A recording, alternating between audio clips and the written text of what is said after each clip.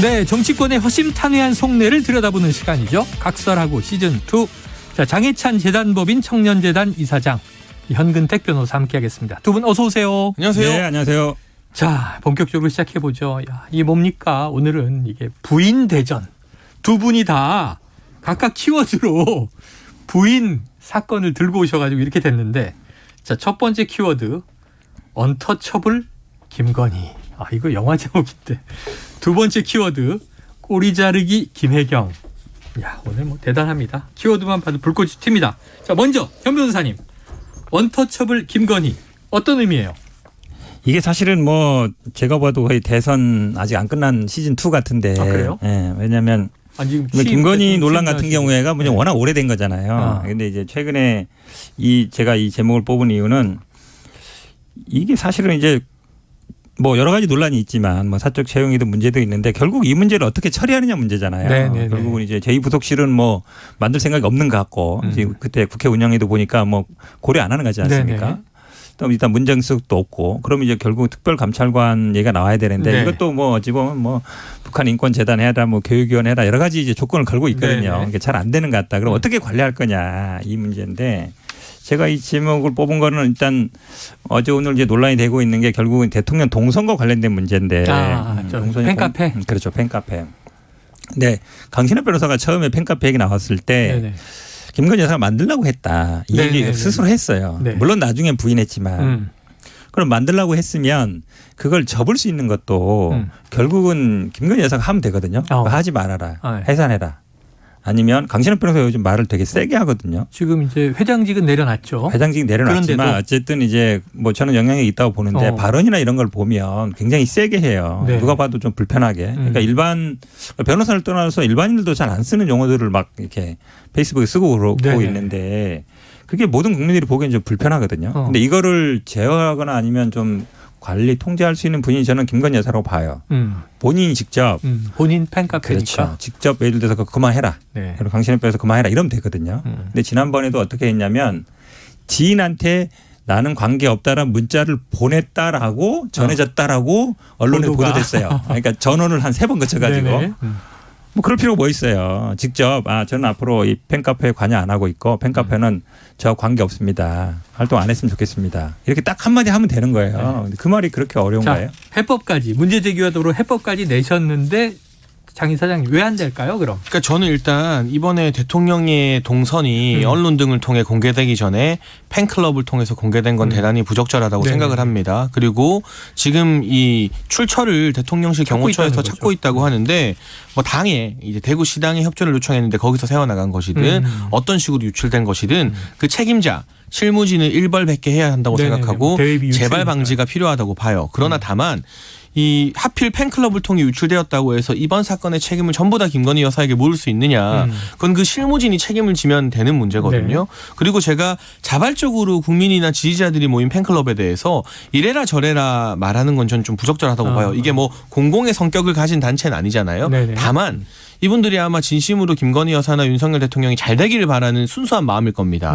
그렇다면 지금 많은 분들이 조언하는 것처럼 어떤 방향의 활동을 하는 것이 김건희 여사나 윤석열 대통령에게 더 도움이 되는지 내부적인 어떤 숙고나 토론의 시간을 한번 가져보시면 좋겠다. 저는 그 정도의 조언은 드리고 싶고요. 사안이 지금 뭐 김건희 여사 팬클럽을 통해서 대통령 일정이 공개되어서 그렇지 꼭 이 같은 케이스가 아니더라도 대통령의 비공개 일정, 보안 일정을 공개했다면 그 누구든 대통령실 공직기관 비서관실에서 감찰을 해서 책임자 문책하고 이 일벌백계 해야만 내부 기강이 더 다져질 겁니다. 근데 최근 제가 좀 다행스럽게 보고 있는 보도를 보면 용산 대통령실 내부에 아주 엄격한 감찰 절차가 진행되고 있다. 뭐 비서관급 2명, 뭐 인사가 거론되고 있고 행정관급 행정요원들까지 뭐 수십 명이 이 감찰에 적발될지도 모른다는 보도가 나오는데 이런 식으로 내부 기강을 단단히 잡는 것 계기가 무엇이든 지금 국민들 보시기에 좀 필요한 조치다. 그러니까 대통령실에도 뭔가 변화가 필요하다는 목소리들이 계속 있었잖아요. 홍보수석과 정책기획수석이 새로운 것 외에도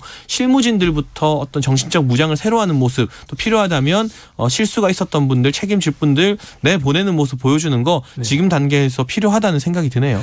자, 이 부분 조금 더 말씀드리면 이게 어쨌든 법적으로는 이제 뭐 2급 비밀에 해당되는 게 맞고 이게 예전에 누설됐을 때 언론사 같은 경우에는 뭐 몇 개월 출입 정지당한 적도 있고 또 그다음에 실무자 같은 경우는 형사 처벌 받은 적도 있어요. 그런데 지금 이제 뭐 대구시당에서 뭐 아름아름으로 대구시당 그러니까 국민의힘 대구시당에서 아마 나온 거 아니냐라고 얘기하는데 그게 좀 말이 안 돼요. 지금 언론사 취재에 의하면 대구시당에도 우리 그런 적 없다라고 얘기하고 있거든요. 그러면 왜냐하면 이게 처음이 아니란 말이죠. 5월 달에도 사진이 어쨌든 그 대통령실 사진이 유출됐을 때도 공신욱 변호사가 뭐가 문제냐 받아서 그냥 줬다 올린 거다 이랬거든요. 그 당시에 논란이 됐지 않습니까? 왜냐하면 그냥 뭐 개인 집에서 한 게 아니잖아요. 대통령실이라든지 군부대라든지 이런 데는 촬영 자체가 굉장히 엄격한 데예요.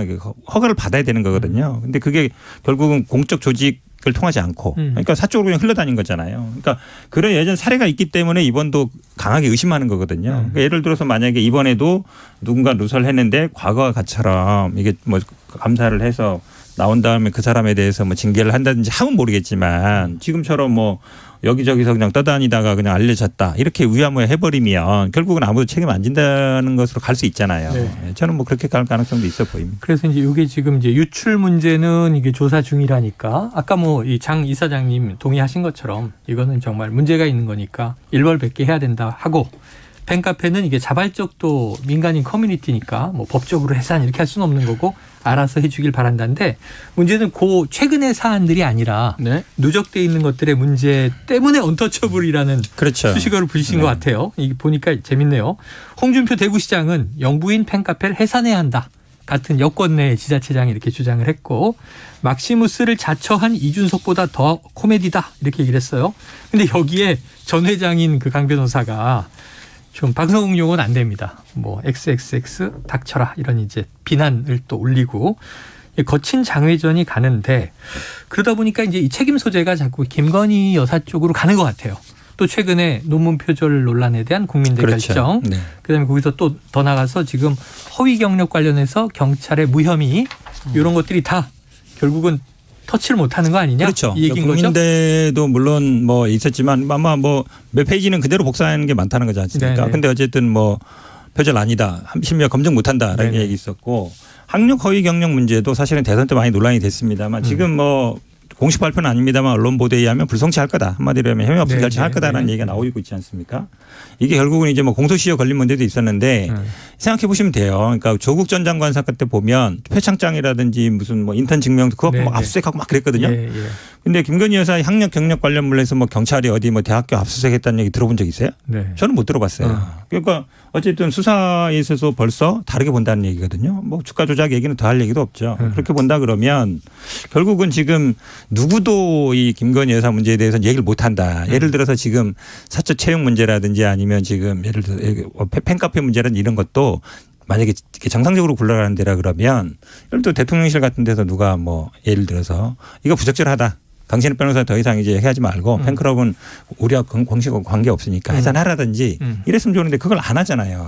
그래서 저는 사실은 이 정부를 저는 이제 윤석열 정부가 장동건을 개인을 지칭하는 건 아니고 장동건이 장악하는 게 아닌가 이런 생각이 들어요. 우리가 이제 당정청 얘기하잖아요. 당정대 이렇게 얘기하는데 사실은 당은 제가 봐도 이제 장대원 의원이 장악하고 있는 것 같고 그다음에 정부라 그러면 내각을 얘기하는 거잖아요. 그렇죠. 한동훈 장관이 거의 실세인 건 맞잖아요. 왜냐하면 인사검증을 다 하기 때문에 차관하는 분들은 나중에 장관하고 싶으면 권한이 늘었네요. 당연하죠. 이게 단순히 예전의 법무부가 아니란 말이죠. 그럼 대통령실은 누가 장악하고 있느냐. 당연히 대통령이 장악하고 있겠지만 지금 나오는 거 보면 김건희 여사는 못 건드리는 것 같아요. 왜냐하면 지금 막 뭐 검찰 출신, 윤핵관 출신들 싸움이 있지만 코바나라든지 이런 사람들은 안 건드린다는 얘기잖아요. 그렇게 본다 그러면 거의 장동건이 장악하고 있는 게 아닌가. 장재원. 또 엉뚱하게 이 배우가 소환이 됐는데 어떤 반론이 있으십니까? 그러니까 일단은 제가 좋아하는 장동건 배우께 요즘 유행어로 심심한 사과드립니다. 대신하여. 현근택 변호사의 개인 의견입니다. 개인 의견이죠 당연히. 장동건 씨가 시사본부에 강력 항의해 주셨으면 좋겠고요. 근데 가끔 보면 뭐 고소영 내가 강부자 내가 이렇게 연예인들 이름이 하필 또 고소영 씨가 장동건 씨 배우자잖아요. 그러네. 그러네요. 민주당이 그 부부한테 너무한 거 아닙니까? 그렇고요. 이제 농담은 여기까지 하고 저는 최근에 알려진 보도를 보면 6월부터 알리지 않고 김건희 여사가 수해 지역 복구 최소한의 인원으로 하고 있잖아요. 이 봉사활동 하셨는데 뭐 사진 한 장 외부로 공개하지 않더라고요. 이런 이 좋은 일에도 힘쓰고 있는데 야당이 정치적 공세를 위해서 너무 무리한 프레임으로 몰아가는 것이 아니냐. 일단 도이치모터스 주가 조작 의혹과 관련해서는 이게 윤석열 정부에서 수사 시작한 게 아닙니다. 문재인 정부 한창 힘 좋을 때 서슬 퍼런 시기에 이성윤 중앙지검장이 1년 6개월 정도 들여다봤는데 그때 또 검찰총장은 박범계 전 장관의 고등학교 후배인 이정수 전 네. 이제 검찰총장이었거든요. 이정수 당시 이제 중앙지검장이 또 연달아 이어받았죠. 또 김호수 총장이었고. 네네. 어쨌거나 전부 다 이름만 들어도 학연이나 여러 가지 인맥 등으로 이 문재인 정부의 핵심 인사들과 가깝다고 알려진 분들이 중앙지검장 검찰총장 할 때 1년 6개월이나 들여다보고서도 기소를 못했던 사건이에요. 그러니까 이걸 가지고 뭐 윤석열 정부가 이 김건희 여사 사건에 대해서 개입한 것처럼 말하는 것은 사실상 김호수 총장, 이정수, 이성윤 전 중앙지검장 등을 비판하셔야 되는 일인 거죠. 사례에 맞지 않는다는 생각이 네. 들고요. 뭐 이번에 경찰에서 무혐의 송치한 것도 도의적으로 사실 김건희 여사가 지난 대선 과정에서 국민들께 사과 기자회견 한 적이 있잖아요. 네네. 그러한 부분 말고 이걸 정말 법리적으로 다퉈서 이 기소를 할 만한 사안, 수사를 할 만한 사안인지에 대해서는 국민대나 여러 대학의 이 학계의 자율적인 조사 결과에 의존해서 판단을 내렸을 겁니다. 네. 저는 그래서 그 당시 이제 국민들께 사과 기자회견했던 어떤 도의적인 부분에 대한 죄송한 마음, 뭐 명구스러운 마음 등은 가질 수 있겠으나 이게 경찰이 나름의 근거를 가지고 판단했는데 요즘 세상에 뭔가 지금 대통령 배우자라고 해서 할 수사를 안 하고 뭐 안 할 수사하고 저는 이런 세상은 아니라고 네네네. 보거든요. 그 부분은 좀 자꾸 김건희 여사를 매개로 해서 이 정쟁을 전개해 나가려는 민주당의 억측이다라는 생각이 들고요. 그리고 김혜경 씨 이야기는 제가 2부에 준비했으니까 예, 일단 바로 충분히 넘어갈 하겠습니다. 거고요. 네. 한 3분 후에 넘어갈 건데 장 이사장님 이렇게 얘기가 나온 김에 틀림없이 현 변호사님 그 얘기를 하실 것 같은데 좀 제2부속실까지는 아니어도 폐지가 공약이니까 공적 관리 조직이 필요한 거 아니냐 하는 여야의 목소리는 어떻게 보세요? 전 동의해요. 제가 계속해서 이야기했던 게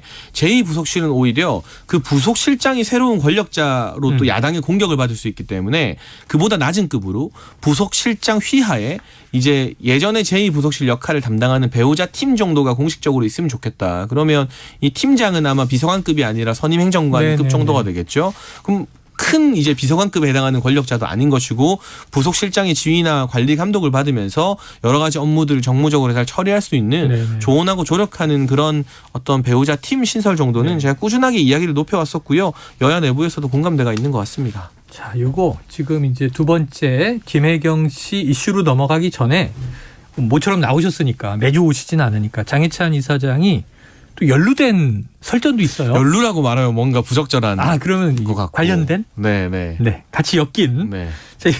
2시 청년, 10시 청년 요새 이 국민의힘 내에서 이준석 전 대표와 관련해서 좀 젊은 정치인들이 네. 이 공방이 있어요. 장 이사장 뒤에 배우가 있는 것 같다. 이런 얘기를 또한 저희 임승호 전 대변인 인터뷰했는데 혼자 이러는 건 아닌 것 같다.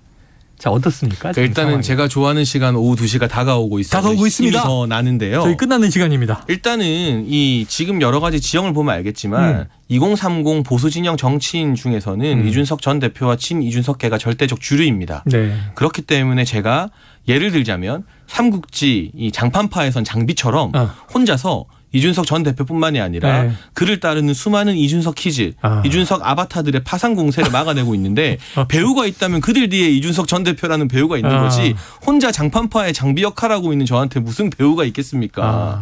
이 배우라는 건 뒤에서 조력하는 그룹을 말하는 거잖아요. 그렇죠. 물론 저는 이 이름이 알려지지 않은 전국에서 헌신한 수많은 청년 당원들이나 정권 교체에 기여했던 우리 청년본부 식구들, 청년 보좌역 식구들의 뭐 다 의견이 동일한 건 아닙니다만 많은 응원과 지지를 받고 있습니다. 다만 언론에 드러나고 방송에 출연할 수 있는 스피커들 중에서는 이제 그쪽이 2030 내부에서는 주류잖아요. 그러니까 주류가 비주류한테 배우가 있다고 말하는 건 태어나서 처음 보는 광경이라 이분들이 이제 엄카로 정치하기 전에 정치 전반에 대한 공부를 좀 더 하셔야겠다라는 생각이 많이 듭니다. 야, 나의 지금 현재 청년재단 이사장이시니까 나의 배우는 순수한 청년들이다. 아니 뭐 이렇게. 전 이거 순수 비순수 뭐 진짜 순수 가짜로 나누고 비순수 싶진 아니다? 않고요. 다만 네. 말씀드리고 싶은 건 방송에 나와서 목소리를 못 내는 청년들의 또 다른 목소리도 일정 부분 있다.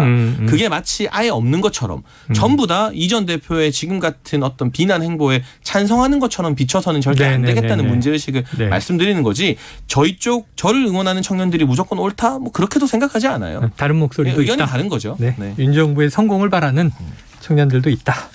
그래요. 앞으로 어떻게 되는지 지켜보도록 하고요. 이제 본격적으로 두 번째 이슈. 이건 이제 장혜찬 평론가가 뽑아오신 꼬리 자르기 김혜경 취지를 발표해 주시죠. 네, 지금 이 김혜경 씨가 경찰 수사를 받고 뭐 이 기소될 가능성, 그 의견으로 송치될 가능성이 높다는 보도가 나오고 있는데 이재명 의원이 김혜경 씨 경찰 수사받은 날 SNS에 글을 올렸어요. 네네. 보면 내용은 이겁니다. 우리 아내에게 미안하다. 그리고 이건 전부 다 배소연 잘못이다.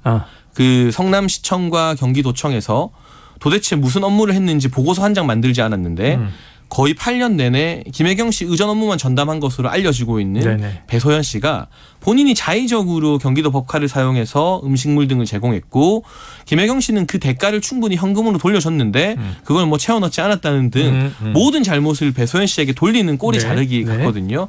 그런데 이게 일반 국민의 상식에서도 그렇고 법리를 치열하게 다투는 법정에서 과연 통용될 만한 꼬리 자르기인가 말이 안 된다. 그리고 7만 8천 원, 180만 원 교묘한 프레임을 쓰는데요.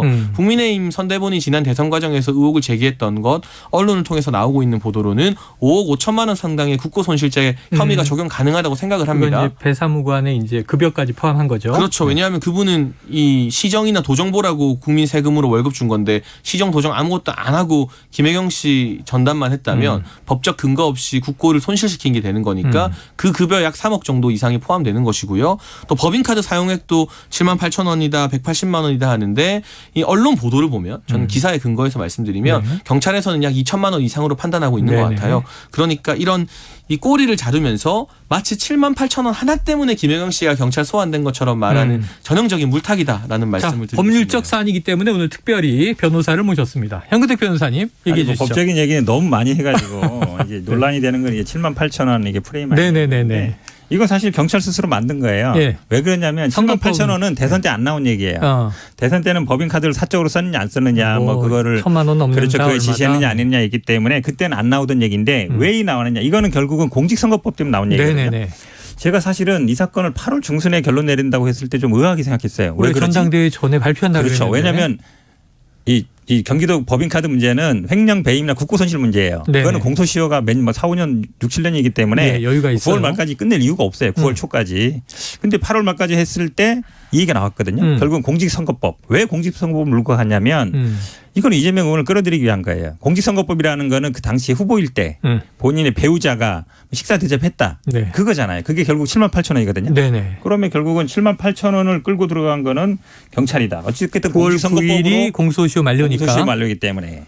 그리고 이 공직선거법이 돼야만이 이재명 의원이 문제가 됩니다. 왜냐하면 본인이 경선 때 부인이 가서 밥을 사줬다. 7만 8천 원어치. 뭐 그걸 이제 경기도 위해서. 법인카드로 긁었다. 이거거든요. 그거에 대해서 또 A 씨가 뭐 자기 폭로했기 때문에 결국은 그러면 이거는 당초에 7만 8천이 문제될 이유가 없어요. 물론 10,000원이라도 밥을 사주면 그게 선거법 위반은 되는 거죠.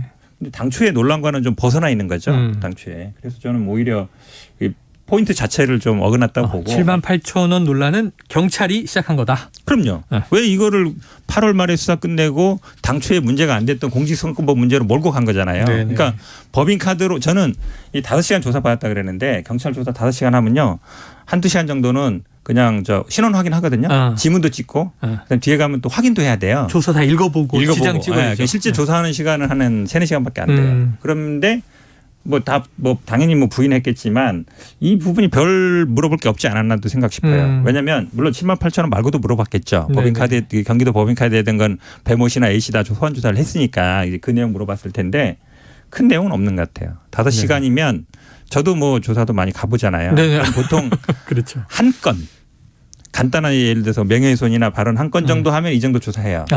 보통 막 건이 많으면 오전 오후 이렇게 나눠서 하거든요. 밤에도 하고 이러는데 제가 보기엔 뭐 별건 아닌 것 같아요. 경찰은 소환한 김에 이게 선거법 관련 7만 8천 원 민주당 의원 부인들 3명에게 그렇죠. 2만 6천 원짜리 3인분을 3인분. 샀다는 것만이 아니라 네. 나머지 법인카드 물어봤겠죠, 남용 당연히. 의혹도 한다 그랬잖아요. 당연히 물어봤겠죠. 근데 짧게 네. 끝났다. 저는 어떻게 의견이 보세요? 좀 다른 게 공익 제보자 A 씨에 의해서 네, 다수의 실급. 사진과 녹취록, 정황 등이 충분하게 증거로 제기되었고 네네네. 경찰이 이걸 들여다보고 증거 검토를 할 수 있는 시간이 있었기 때문에 김혜영 씨가 가서 아마 변호인 조력을 받아서 묵비권을 행사하거나 뭐 제대로 대답 안 해줬을 가능성이 높지 않을까 네네네. 개인적으로 추정합니다. 전면 부인. 그래서 사실 이 소환 조사 같은 경우는 실제로 김혜경 씨를 조사하는 과정에서 꼭 거쳐야 될 과정이지만 이게 짧았다고 해서 경찰의 기소 근거나 기소 의견 송치 근거가 부실할 것으로 보지는 않습니다. 한번 이 공소시효가 9월 9일인가요? 그렇게 네네네, 끝날 맞습니다. 거예요. 공직선거법상 공소시효는. 네. 그럼 한 일주일 정도 여유를 두고 검찰에 의견을 내고 예. 검찰에서 또한 일주일 정도 들여다본 다음에 네네. 기소할지 말지 결정하거든요.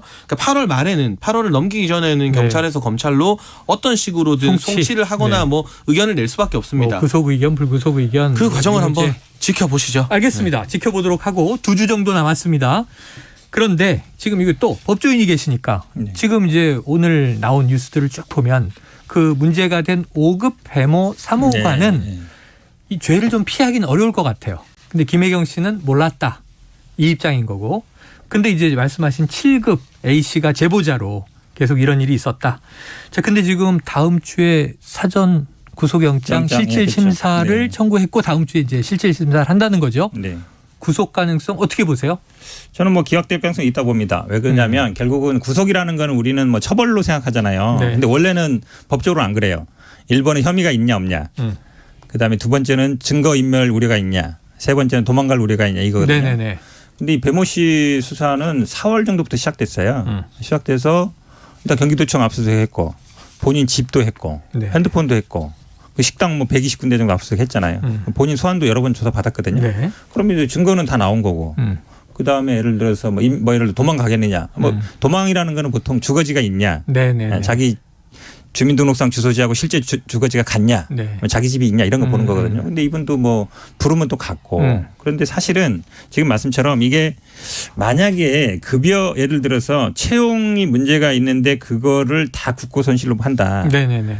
이거를 만약에 지금 3억이라는 거잖아요. 네네. 그렇게 문제 삼으면 채용 비리 문제 되는 사람들이 다 국고손실로 가는 거거든요. 아, 그렇겠네요. 그렇겠네요. 그러면 그런 걸 국고손실이라 그러진 않아요. 예를 들어서 일을 안 한 사람한테 돈을 줬다. 그런 거는 이제 문제가 되죠. 그러니까 허위로 이름 등록해놓고. 과거에 국회의원 그럼요. 비서관. 그러니까 예를 들어 등록해놓고. 아니, 여기 반론. 그것도 국고손실로 처벌하지는 않았어요. 지금까지. 네네네. 국고손실이라 그러면 예산을 고의적으로 낭비한 경우 이런 경우이기 때문에 예를 들어 일을 안 했는데 돈을 줬다. 이게 아니거든요. 그러니까 일을 예를 들어서 원래 이 일을 해야 되는데 이 일을 했다. 근데 이게 어쨌든 일을 한 거예요. 근데 그런 거를 제가 보기에 다 잡으면 물론 뭐 경찰이야 뭐 그런 의견을 할 수 있겠지만 네. 국고손실이라는 거는 예산을 잘못 썼을 경우 예를 들어 우리 지난번에 뭐 국정원 같은 경우 원래 특활비인데 그거를 뭐 청와대 갖다 줘서 그걸로 뭐 여론조사했을 경우 이런 경우 쓰는 것이지 그래요. 제가 보기에는 급여까지 국고손실로 잡아가는 건 좀 무리라고. 경찰 의견 전에 장폴리스 말씀하시죠. 딱 듣다가 이거다. 이거다. 근데 일을 안 했죠. 배소연 씨는. 일을 안 했다. 그러니까 이 김혜경 씨 의전 업무나 이 소위 말하는 수발 업무는 일이 아닙니다. 그게 경기도청이나 성남시청의 공무원 뽑는 채용 근거로 있지도 않고요. 법적으로 이 시장이나 도지사 배우자 도와주는 업무가 아무 근거가 없어요. 직무 매뉴얼이 그러니까 없다. 이 일을 해야 되는데 다른 일을 한 게 아니라 네네. 일을 안 한 겁니다. 네. 그리고 그 공익 제보자가 제공한 녹취록에 보면 자기가 일 안 하는 거 지켜보는 기자들이 있으니 자기 자리 비었을 때 불 켜놓으라는 지시까지도 배소연 씨가 했잖아요. 일 안 했다는 확고부동한 증거입니다. 본인 자신도 알고 있었다. 예, 그래서 일을 안 하고도 사실상 허위로 이름을 올려놓고 3억 원이 넘는 급여를 국가로부터 받아낸 것이기 때문에 뭐 제가 변호사는 아닙니다만 네. 지금까지의 언론 보도를 보면 국고손실죄가 적용될 만한 그런 가능성이 높지 않을까 싶고 만약 이런 식으로 정치권에서 일을 안 하거나 법적인 근거 없이 세금을 누군가에게 지급하는 행위가 있다면 이제부터라도 일벌 100개 하는 모범 전형으로 삼아야겠죠. 네. 당연히 그거 문제 삼아야 되는데 예를 들어 이런 거예요. 지금 우리가 계속 김건희 여사 수행할 때 그 사람들 뭐 하냐 이렇게 얘기하잖아요. 365일 수행하고 있는 게 아니거든요. 맞잖아요. 그 소속도 저 부속실도 아니에요. 딴 데 있는 거거든요. 일 있을 때만 하는 거예요. 네. 이분도 사실은 이 소속실이 아니에요. 그러면 뭐 지사 부인이 360일 매일 하겠습니까? 자기 어쩌다 일 업무가 있으면 있었다. 그러는 거죠. 그런 거기 때문에 당연히 그럼 일을 하지 그러면 매일 놀고 있다가 갈 때 가서 하겠습니까? 그러니까 아침 그렇지 않은 저녁 거예요. 여사만 만약에 문제가 이제 만약 어떤 챙겼겠느냐? 행사를 하거나 이러면 물론 당연히 대통령 부인은 부속실에 소속돼 있지만 네네. 지사 부인은 그건 아니거든요. 예, 예. 그렇지만 민간인인데. 어떤 공적인 행사를 할 때는 하거든요. 네네네. 그건 이제 관행상 하고 있는 거니까 이제 그런 역할이 이 사람이 뭐 집 옆에 맨날 있으면 아침 저녁으로 출퇴근하고 그건 아니잖아요. 알겠습니다. 저는 그렇다면 뭐 업무와 관련된 보고서나 회의 참여 기록 하나라도 그게 나와야 남아 있을 되겠죠? 것 같은데 네네네. 그 부분 경찰이 또 잘 들여다보겠죠. 자, 그럼 이제 3억여 원의 지금 인건비가 국고 손실이냐 아니냐인데 이 배모 사무관이 그럼 그동안 기간 동안 일했던 것에 업무를 어디까지는 공적, 어디까지는 사적 해서 이게 업무 시간에 뭐 불법적 의존을 했다. 그러면 금액이 좀 달라질 수는 있겠네요. 알겠습니다. 자, 요거 하나 여쭤봐야 되겠네요. 자, 더불어민주당 지지층에서는 김건희 여사 수사와 김혜경 씨 수사 이걸 좀 이제 형평성에 어긋나지 않느냐 하는 문제 제기를 해요. 어떻게? 김건희 여사 도이치모터스 의혹 관련 수사는 제가 앞서 언급한 것처럼 전 정권에서 1년 6개월 이상 했는데? 기소도 못하고 결론을 내지 않고 계속 끌고 있었습니다. 네. 이게 도저히 법리적으로 기소가 불가능하지만 그래도 무혐의 처분하면 대선에 영향을 끼칠까 봐 저는 이성윤이나 이정수 같은 이 친문 성향 중앙지검장들이 억지로 붙들고 있었다고 판단을 하거든요. 김혜경 씨 관련된 수사 공직선거법 공소시효 때문에 6개월도 안 하고 지금 이렇게 넘어가게 되는 겁니다. 형평성 비교해보면 한동훈 장관이 이번에 국회 나와서 지난 문재인 정부 초기에 전 정권 수사했던 거 10분의 1도 안 하고 있다 말한 것처럼 오히려 김건희 여사 측에서 더 억울해야 될 일이 아닐까 싶습니다. 짧게 한번 답변해 짧게 얘기하면요.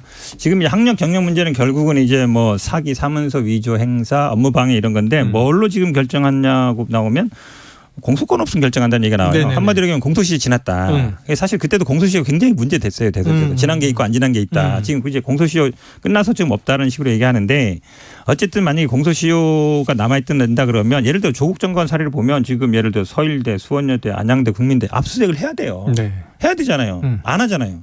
그럼 거기에 대해서 소환 조사를 해야 되잖아요. 안 하잖아요. 자꾸 주가 조작 얘기하지 마시고 대선 때 물거진 경력 허위 경력 학력 문제. 그다음에 예를 들어 최근에 문제되는 논문도 마찬가지예요. 논문도 만약에 업무방해 문제 될 수 있거든요. 조사 안 하잖아요. 수사할 수 있는 거예요. 그러니까 국민대에서 했으니까 문제 없다는 게 아니라 네네. 다 고소고발 들어가 있는 거거든요. 예.